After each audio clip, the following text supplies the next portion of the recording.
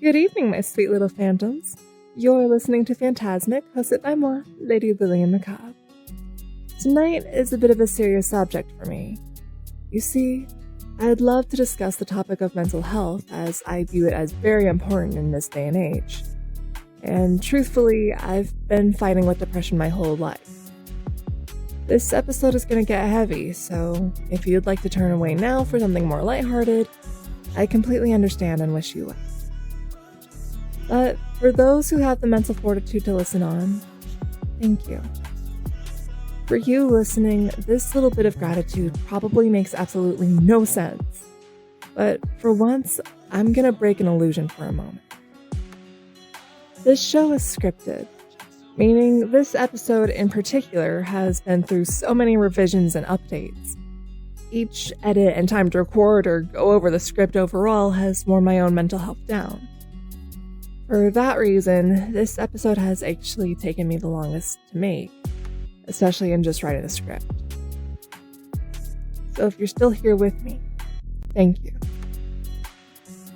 Now then, sentimentality out of the way, I'm going to ease our way into the darker depths of this mental health madness. First off, the scandal with BetterHelp. For those who don't know, BetterHelp is an app that is supposed to have licensed therapists for you to seek help for your mental well-being. The app has come under fire recently with allegations of it being a scam, but are those claims warranted? Well, something I'd say points to them at least being a bit on the scummy side is the simple fact that their wording can be quite confusing, if not misleading. A common issue I've seen from ex-users of the app is a shared sentiment of being under the impression that they were paying on a per-session basis, only to quickly discover that they were paying per week, regardless of if there was a session or not. From what I've been able to gather, however, it would seem that this issue of miscommunication has been fixed as more users are noting that BetterHelp, at least currently, has made it more obvious with 4-week plans.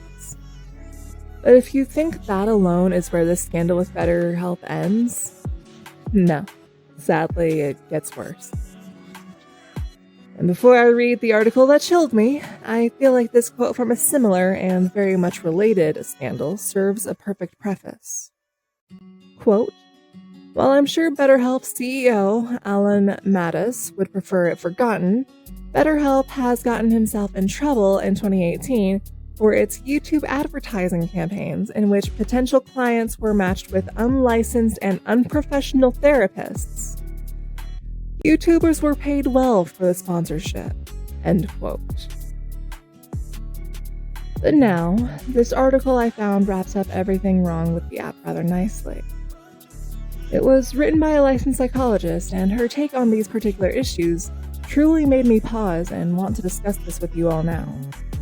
I cannot even begin to describe how do I put this? Sickening? Yes, that feels like the right word, as I get a knot in my stomach that makes me feel ill whenever I think about how truly scummy the people behind BetterHelp appear to be. So, without further ado,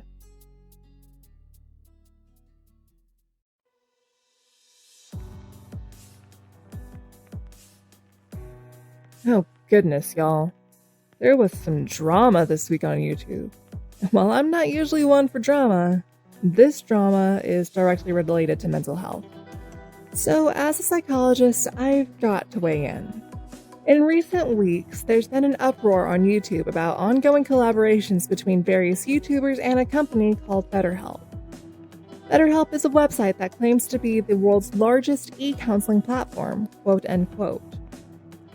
In the last several months, it's been reported that nearly 100 YouTubers have done sponsored collaborations with BetterHelp. In these videos, YouTube personalities open up about their own mental health struggles. Then, many of them give a plug for BetterHelp, sharing about how they use the platform to feel better. At first glance, this seems like a positive, right? Well, known YouTubers are being more transparent and authentic about their mental health concerns. This seems like a great way to help destigmatize mental health concerns on a larger scale. And in general, I think anything we can do to destigmatize mental health is awesome. But where this gets tricky is that many YouTubers are reportedly getting paid for each person that signs up for BetterHelp through their unique link. And apparently, they're sometimes making up to $200 for each person that signs up. This leaves many people concerned that YouTubers are essentially profiting off their viewers' mental health concerns. It's also called into question how authentic many of the YouTubers were being when they shared their mental health issues. Were they being honest about their issues? Were they exaggerating them to get people to connect? Did they even use BetterHelp to deal with their issues, and did it really help to the degree they said? Sponsorships and social media aren't new. They happen all the time, and that's part of the game. But things change when we talk about mental health. The stakes are higher, and the issues are more nuanced. Ethics are different when we're talking about mental health. Ethics are different when we're discussing depression, trauma, anxiety, and abuse. They're more subtle and nuanced. And when we're talking about mental health, transparency and careful consideration of all implications are critical. When we're talking about mental health, I deeply believe that online personalities have a responsibility to be more thoughtful about these delicate lines. They have to be more transparent about how they benefit or profit from mental health sponsorships. Now, prior to all of this drama on YouTube, I had never even heard of BetterHelp. But once I did, I wanted to know more about the company. So I started looking into them. And once I did, I was deeply concerned about the platform, their practices, and their terms of conditions. The issues. On their website, BetterHelp describes their mission as making professional counseling accessible, affordable, convenient, so anyone who struggles with life's challenges can get help anytime, anywhere. Quote, end quote. This platform gives you unlimited access to a counselor through messaging, video chats, or phone calls. In turn, you pay a monthly fee, much like a subscription. And at first glance, it seems like an accessible way to get affordable therapy. And when you read the terms and conditions, you can see that the platform isn't what it seems to be. It doesn't offer the mental health treatment it portrays. It's not therapy like so many YouTubers describe. In the terms and conditions, it clearly states we cannot assess whether the use of the counselor services, or the platform is right and suitable for your needs. The platform does not include the provision of medical care, mental health services, or other professional services by us. Quote, end quote. So to be clear, BetterHelp does not offer mental health services.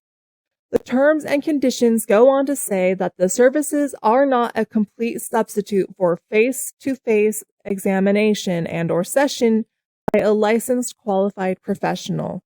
Quote, end quote. Later, BetterHelp warns, quote, you should never rely on or make health or well-being decisions which are primarily based on information provided as part of the counselor services, end quote. This distinction continues, quote, the platform is not intended for diagnosis, including information regarding which drugs or treatment that may be appropriate for you, and you should disregard any such advice if delivered through the platform, end quote. But wait, if you're seeking out counseling, don't you want to use the information you receive to make decisions about your health? If you're seeking support for mental health issues, aren't you expecting the professional to help guide you toward greater well-being? When you sit down at a licensed mental health professional in a more traditional face-to-face session, you're likely going to have a thorough assessment of your issues and mental health history. You're likely going to be provided with a diagnosis, and this diagnosis, along with several other factors, will help you set goals for treatment. Your therapist will make recommendations for treatment, guiding you along the way. Your therapist will also provide appropriate referrals and resources if you need them. If you're working with a licensed mental health professional, if you're going to therapy, you absolutely deserve to have these things with confidence. You deserve to know that you're getting solid, competent, and helpful direction that you can follow. And while you don't have to follow all these recommendations, you won't be instructed or encouraged to disregard them. If that's the case, why seek out counseling in the first place? BetterHelp advises users to, quote, exercise a high level of care and caution in the use of the platform and the counselor services, end quote. I found this language and this idea to be deeply concerning. So often, when people are struggling with depression or anxiety, they have a hard time thinking clearly. Energy and mood can be low. Memory and concentration can be impaired. It's tough to evaluate things objectively, and many people question their judgment. My hope for anyone seeking counseling is that they can enter into a trusting and supportive relationship with a professional, feeling confident in the guidance and direction they're given. They shouldn't have to exercise a high level of care and caution during such a vulnerable time. Countless YouTubers are touting BetterHelp as therapy, but there are so many things about the platform that are different from therapy. The website even says that the platform is not a complete substitute for therapy, quote unquote. BetterHelp allows users to choose how they communicate with their counselor, and if a person wishes, they can do all their communication through messaging without ever seeing their counselor's face or hearing their voice. As someone who has dedicated much of their life to the practice of therapy, that is mind-boggling to me. Could texting with someone when you're struggling be helpful? Of course. But is that therapy or counseling? No. As more and more online counseling sites pop up, it's important to look carefully at what's offered. Many of these sites, including BetterHelp, emphasize the cost-effectiveness of their services. They claim that they're often more affordable than traditional therapy. They quote that traditional therapy sessions often run between $150 and $250 per session. This is misleading. For many people in the US, especially those that have health insurance, therapy is more affordable than that. Most of my own clients have a small copay, somewhere between $5 and $35 per session. These rates are consistent even for most Medicaid and Medicare plans. So even if clients saw me twice a week, that's still cheaper than most of the online platforms. There's no doubt financial resources and access to healthcare are linked in our country, and it's a problem we have to continue to address. So while cost is certainly a barrier for some people, the idea that therapy is astronomical in price is misleading. The suggestion that online platforms are the most affordable and cost-effective treatment isn't true. And I worry that this narrative deters people from even looking into more traditional therapy. They see that $150 to $250 number and just assume that they can't afford it. In addition, many of these online platforms use a subscription model. They have you pay upfront each month, often giving discounts if you subscribe for longer periods of time. It incentivizes using the platform for money, and as a psychologist, I disagree with this model. You should be using and paying for what you need when you need it. You and your treatment goals should be guiding the treatment, not how much of a package you have left. If you're listening to this thinking that I'm just worried that online counseling platforms are going to steal my business and put me out of work, I assure you that's not the case. My practice is full. I'm not even accepting new clients right now. This isn't about that at all. Here's the takeaway about BetterHelp. This platform is being packaged and pitched as online therapy, but it's not. It's different from therapy in so many ways, and those ways, as highlighted above, are described in almost mind-boggling detail in their terms and conditions. My biggest issue with all of these YouTube and BetterHelp collaborations and sponsorships is that it sends a message that BetterHelp is the primary, the best, or the cheapest option for treatment. And I worry that people who are really in need of help will turn to these online platforms, not knowing all of their options. I worry that people in need won't get connected with qualified mental health professionals who can help and provide treatment in a more complete context. BetterHelp is one option for getting help, but it's certainly not the only one. And I certainly don't think it's the best one. I love that we are talking more openly about mental health in today's world. I love that more and more people are considering treatment. We need more of this. But we've got to do a better job with ethics and boundaries around mental health collaboration. Companies have to be more transparent about what they offer. YouTubers have to be more thoughtful when they're holding their watchers' mental health in their hands. And as a psychologist, I vow to be more active in helping people know the differences in care and treatment, helping them see all of their options and the merit of each. See what I mean? It's disgusting to think that a company would be so brazen as to exploit the mental health world. Yet, as hinted at, they certainly aren't the only ones, and I quite frankly doubt that they're the last. It is my hope that we all start actually demanding better for ourselves, as that's one of the only things I can think to do that would put the corporations back in their place. But maybe that's just my inner anarchist making its way to the surface. BetterHelp is registered as a legitimate business with the Better Business Bureau, or BBB, and while they claim all of their therapists and counselors are registered and licensed, there are still bad actors who have proven able to circumvent that. Be careful and mindful of where you seek your help, for there are too many scam artists out there who are happy to take money from anyone they can lure into their traps. But that's only in the online world. Surely the real world treats mental health as the serious matter it is, right? Well, while there is certainly a push for it nowadays, the harsh reality of the matter is that things weren't always this way. In fact, the movement to take mental health more seriously is actually quite recent in human history. Patients who needed care and compassion were often met with physical abuse, unwanted physical therapy such as electroshock, or even intense procedures such as a lobotomy. As you can imagine, anyone going through such horrendous acts is bound to only get worse, thus giving rise to the insane mental ward patient image that still haunts those suffering certain mental health disorders such as, but certainly not limited to, dissociative identity disorder, aka DID, bipolar disorder, psychosis, even extreme paranoia. That all being said, I'd like to once again point out that things are getting better. In recent years especially.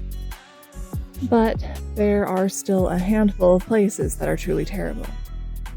I stumbled across this article written back in 2014 that appalled me. This is your warning that things are about to get very dark.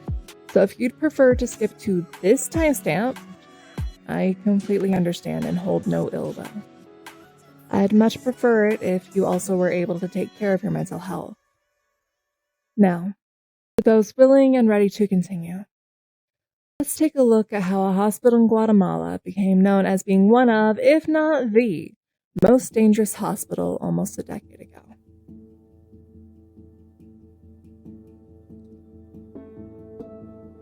The hospital in Guatemala has been described by campaigners as the world's most abusive and dangerous mental health institution.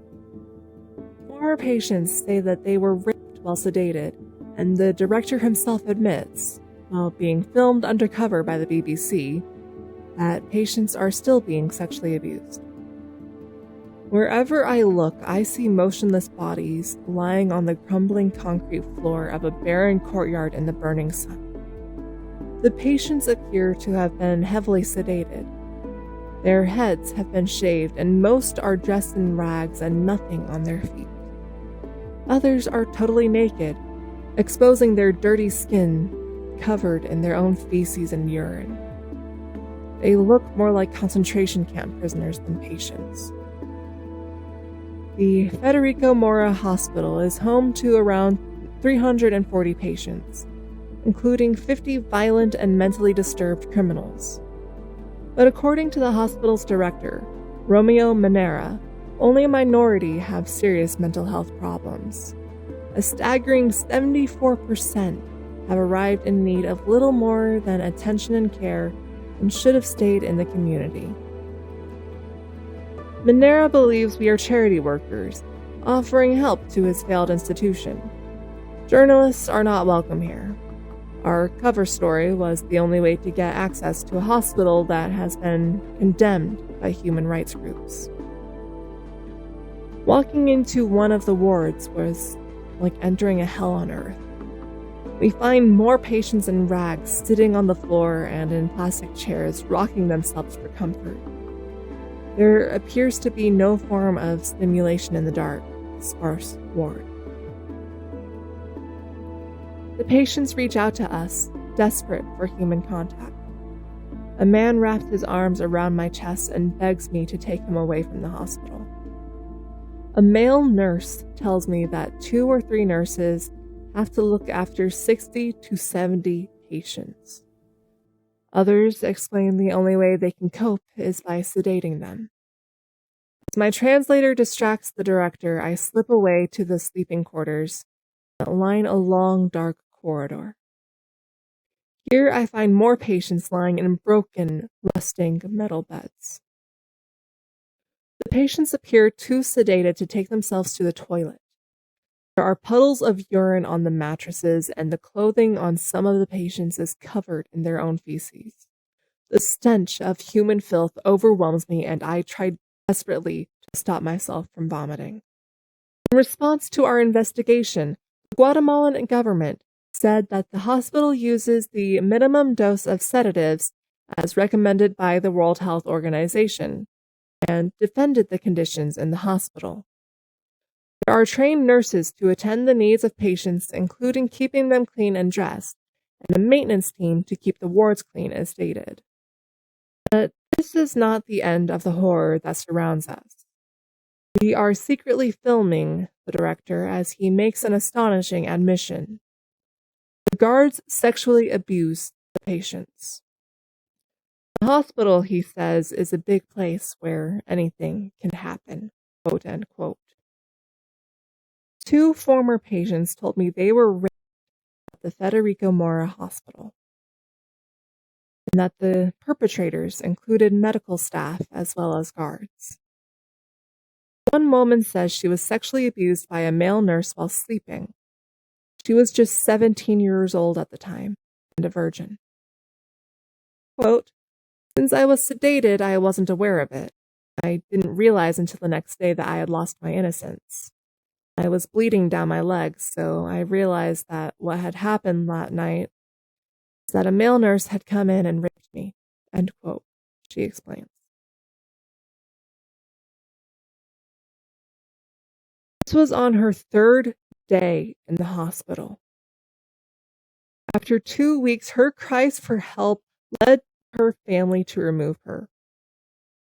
"You can never forget that experience," she says tearfully. "You store it in your mind. You still think of the patients in there." Ricardo, another former patient, says he was raped throughout the 3 years he spent at Federico Mora. He was only released after a legal battle, claiming he was wrongly diagnosed with schizophrenia. He took advantage of the female patients when they were sedated and not in their right mind, Ricardo says. The police officers, the patients, and the male nurses, and some doctors too. They put the prettiest girls aside for themselves at night. Quote, end quote. The U.S. campaign group Disability Rights International, DRI, spent 3 years collecting evidence on Federico Mora. In a report published in 2012, the group described the hospital as the most dangerous facility our investigators have witnessed anywhere in the Americas. It said, quote, "Any person with or without a disability detained in this hospital faces immediate risk to his or her life, health, or personal integrity, as well as risk of inhuman and degrading treatment or torture," end quote. The report explained that patients were denied medical care, exposed to serious and contagious illnesses and infections, and compounded by the widespread sexual abuse, were at risk of contracting HIV. On one visit, DRI managed to film a female patient explaining she had been sexually abused on her first day in the hospital. She was tied to a wall. The sexual abuse makes this place one layer more horrific than any place I have seen before, says DRI's founder Eric Rosenthal. I also saw patients held in isolation. There was a man literally trying to climb out of an isolation cell. He was up on the wall, desperately trying to get out. And people were locked in these cells for hours or days at a time. Quote, end quote. On my visit to the hospital, I also saw one of the isolation rooms used for patients who become too violent to handle. It's a room of 2 square meters, 22 square feet, with a small window. The man was cowering in the corner, the floor covered in human waste. The director told me these rooms were monitored, but admitted in the same breath that one patient had recently committed suicide by climbing up to the window and hanging himself. The Guatemalan government defended its use of isolation, saying patients are held in isolation for only 2 hours at a time and constantly monitored. The government also claimed no one was being held in isolation during our visit. The use of isolation rooms formed part of the evidence DRI took to the Inter-American Commission on Human Rights Acts, IACHR, in 2012, which issued an emergency measure, effectively ordering the government to address the issues raised by DRI in order to save lives. The authorities agreed to act immediately and to launch an investigation into allegations of sexual abuse. 2 years on, it appears they have done nothing.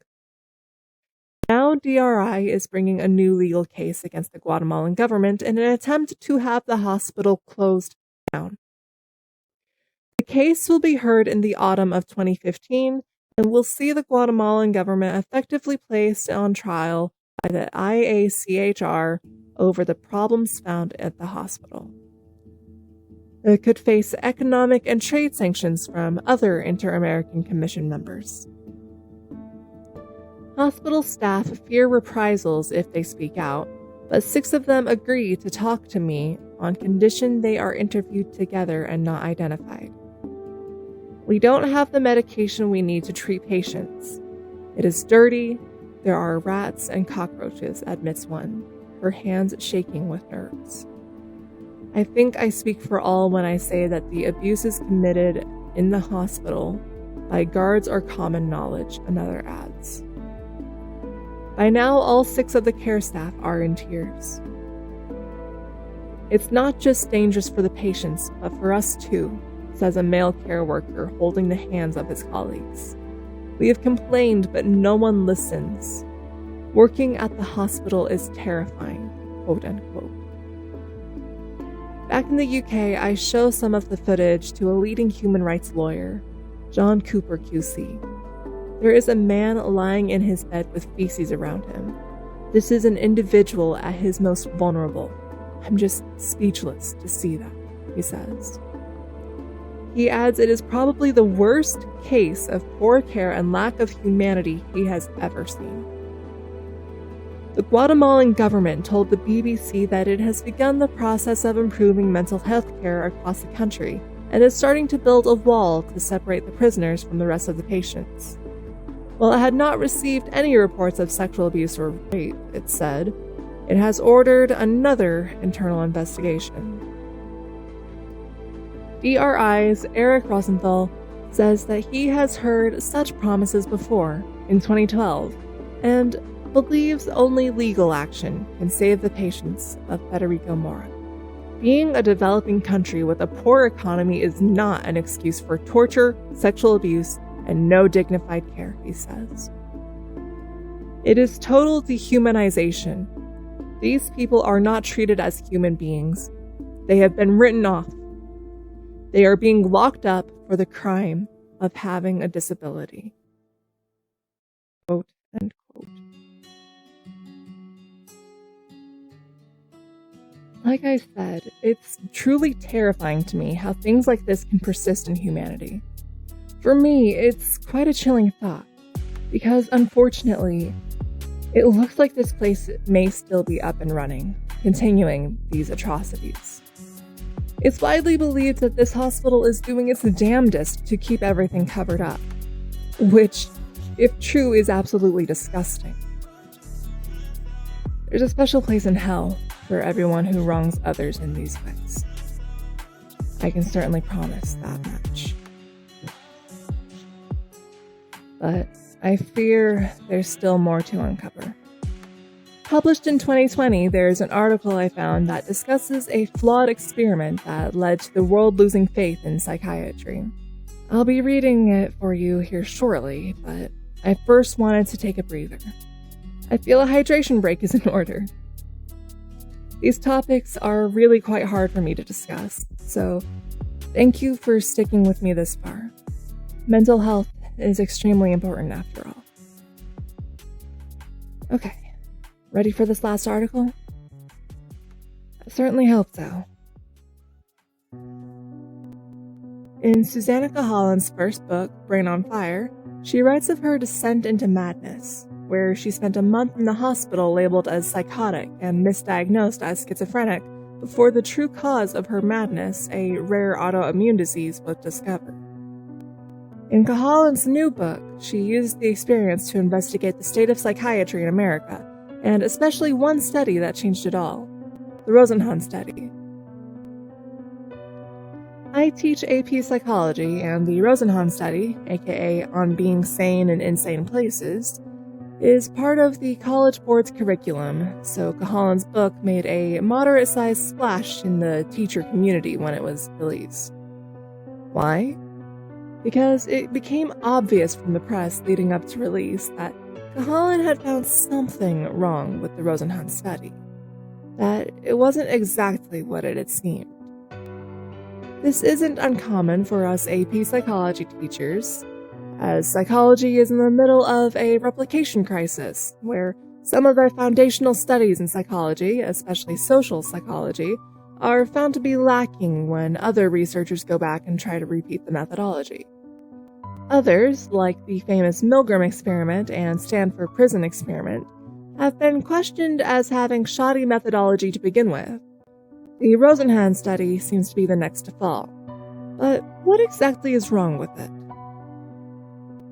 David Rosenhan's study, published in 1973, followed 8 participants who faked signs of mental illness, all hearing voices that said nothing but the words thud, empty, and hollow, to get into a psychiatric hospital, and then went back to their normal selves while in the hospital.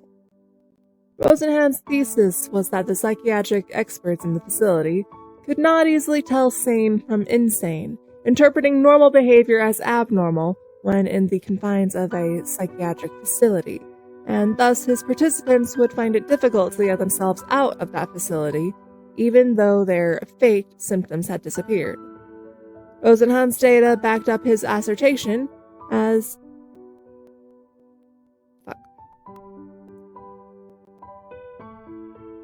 Rosenhan's data backed up his assertion as each of the 8 participants spent an average of 19 days in the facilities before they were released with schizophrenia in remission. There was a 9th whose data was excluded from the study because he purportedly did not follow protocol. More on that later. When Rosenhan's study was published in Science in 1973, it made a huge splash. It became one of the most cited studies in all of psychiatry. It became essential to discuss in any entry-level psychology class, including my course, and it changed our perspective on mental illness in psychiatric hospitals. All over the country, facilities lost funding and shuttered their doors. That fact alone has sent ripple effects through American society, as there are not enough beds in psychiatric hospitals to care for all those who need them. This means that people who have lost their jobs because of mental illness have nowhere to turn, becoming homeless and very often ending up in jail. It is estimated that 56% of the prison population has some kind of mental illness, turning our jails and prisons into the nation's largest mental health care system.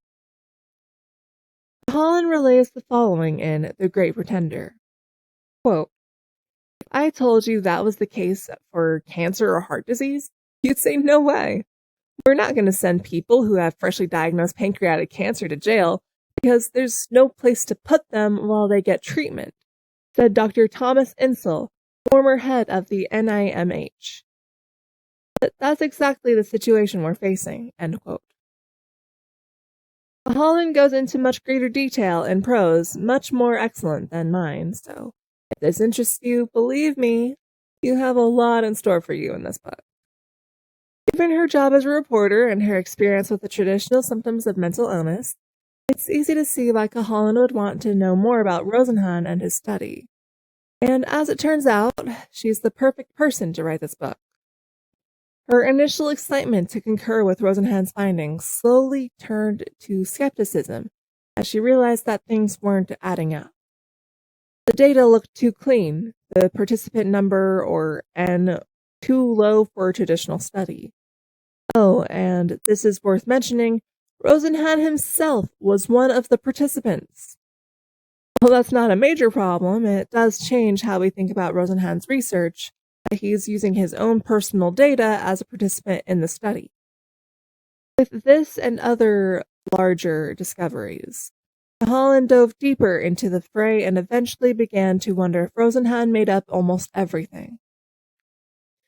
I won't go any further into the details at this point so as to not spoil it for those who want to read the book for themselves, but if you want the quick overview, make sure to read the spoiler section below.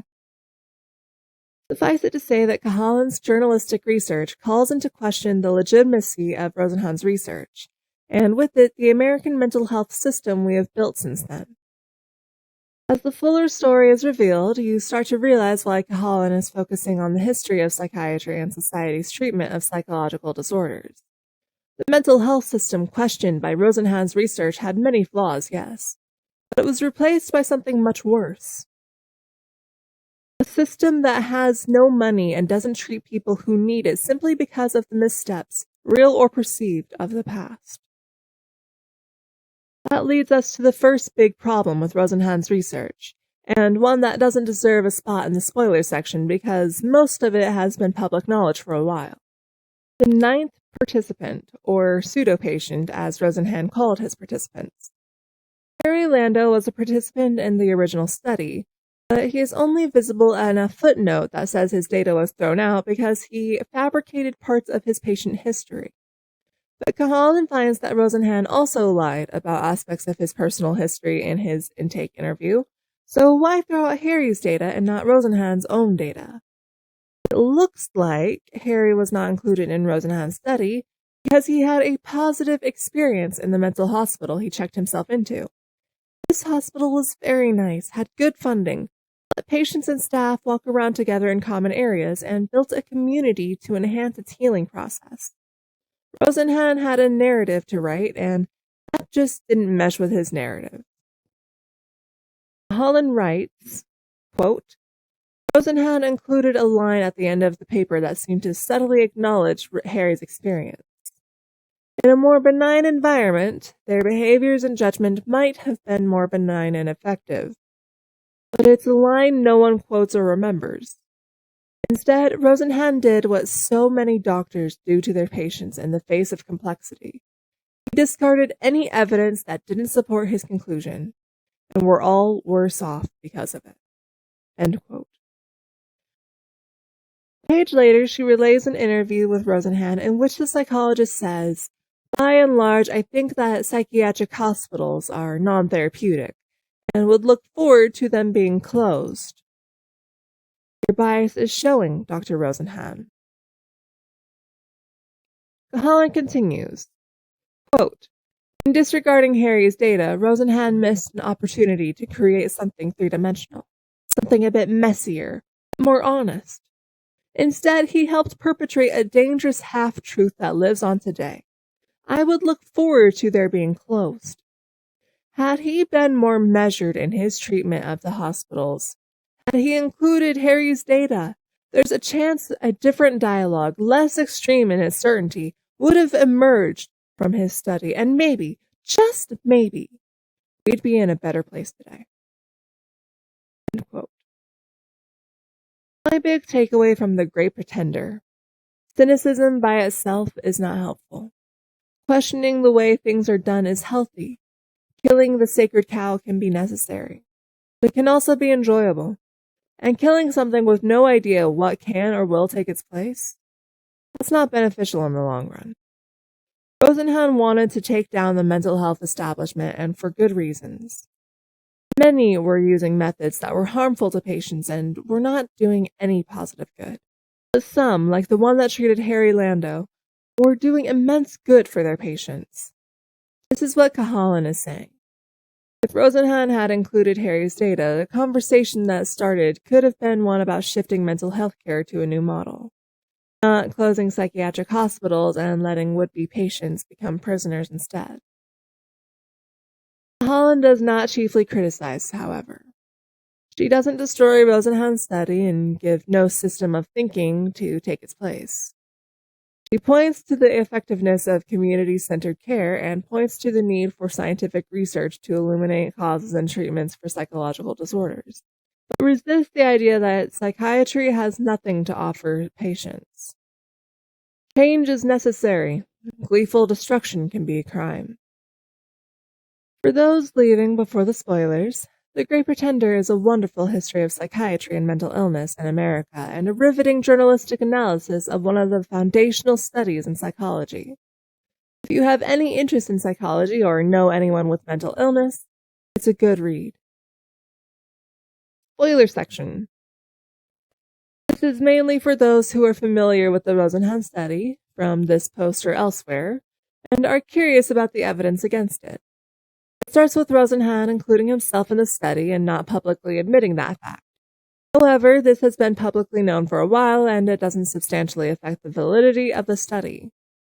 Another problem that has been around for as long as the study is the number of participants, or N, which in the Rosenhan study is only 8. In most psychological research, you have to have a much higher N than that in order for your study to be considered more than just a collection of case studies. But just wait. Holland searched for Rosenhan's participants, pseudo-patients, for several years. Since all of them, including Rosenhan, had pseudonyms in the original study, and Rosenhan also referred to them by those pseudonyms in his notes, this was very difficult. Rosenhan died in 2012, shortly before Cahalan began research for this book. Cahalan talked to everyone possible that might have known Rosenhan, have worked with him, may have had inside knowledge of the experiment and who the pseudo-patients were. Eventually, she was led to 2 of the pseudo-patients, one of which was Harry Lando, the footnote whose data was thrown out of the original experiment. Still, throwing out one person's data because it doesn't confirm your hypothesis, unethical, but doesn't call the whole experiment into question. But through talking to Harry Lando, who took his own meticulous notes through his hospitalization, she realized that all of the Rosenhan experiment data was reportedly exactly the same with and without Harry's data averaged in. The number of days spent in the facility, the number of pills dispensed, everything. That would be enough of a coincidence because it would mean that literally all of Harry's data would have to be equal to the mean. But Cahalan found, from Harry's notes, that wasn't the case. So Rosenhan wasn't upfront about being one of the participants. One of the participants may have been footnoted in the study because he had a positive experience, and Rosenhan fudged the data reporting, at least when he pretended to be upfront about Harry's data. There's more. Cahalan only found one participant other than Rosenhan that was actually included in the experiment, and that's after talking to everyone alive who knew Rosenhan closely. chasing down dozens of leads, all to be met with person after person who said that they or the person she was looking for weren't, and most of the time couldn't have been, part of the study. A couple of the times, there was so much biographical information in common that she thought she must have found another pseudo-patient. But there was always a solid reason why that individual could not have possibly been a participant. Several times also, someone who knew Rosenhan could point Cahalan to both the pseudo-patients she had already met, as if they were the easiest to identify by a wide margin. Were they, in actuality, the only ones? The conclusion Cahalan came to, which is professionally couched in all sorts of journalistically responsible terms, is that Rosenhan may have only had 3 participants, one of which was himself and another whose data was thrown out of the study, and he invented the rest of the participants with personal details borrowed from actual people he knew. That would be why she would chase down a lead so far, only to find out that this person who knew Rosenhan and perfectly matches the pseudo-patient's description was actually not a part of the study. At this point, the entire Rosenhan experiment begins to unravel. If there was only one participant whose data was used other than Rosenhan himself, and if Rosenhan fudged the existing data as it was, and if he invented 6 other people from whole cloth, there's not really much to it anymore. What? You got yourself and one other person to voluntarily commit yourself to a psychiatric ward, and both of you had a bad experience? Big whoop. That's not science. Which is why, just maybe, he made up the rest. We'll know a lot more as Cahalan's book gets more traction. Maybe she already knows more, because if I was one of the Rosenhan pseudo-patients and I'm still alive, I would probably hear about this new book claiming it was a hoax, and I would probably get in touch with the author to tell my side of the story. Time will tell if on being sane in insane places was a farce. But it's not looking good for Rosenhan believers right now.